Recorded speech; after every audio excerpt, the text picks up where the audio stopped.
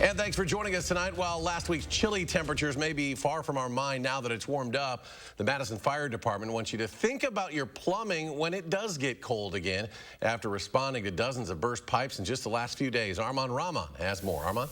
Yeah, Eric, the Madison Fire Department has responded to 32 calls involving burst pipes in the last 6 days.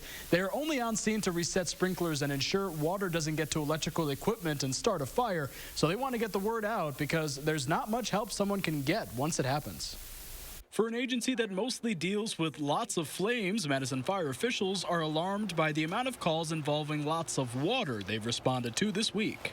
I do not recall this level of volume for this type of call in the wintertime. In my 7 winters with the Madison Fire Department, this seems like a high number. A high number of burst pipes. The call volume peaked on Christmas Day. We received about 9 or 10 calls of this nature, and since then we've seen an average about 4 or 5 calls a day. And they say they haven't all been small leaks. There were some apartment buildings for which the spread of the water had affected multiple households in one building, and upwards of 10 occupants in one incident. Officials say the Red Cross really only deals with disasters like fire, and right now there isn't any other aid if you're displaced due to all that water. In these situations, the safety net around us is very thin, and the best thing you can do is find yourself some renter's insurance. Other than that, you really can't prevent it. Pipes burst because the surface area of water expands when it freezes. That's causing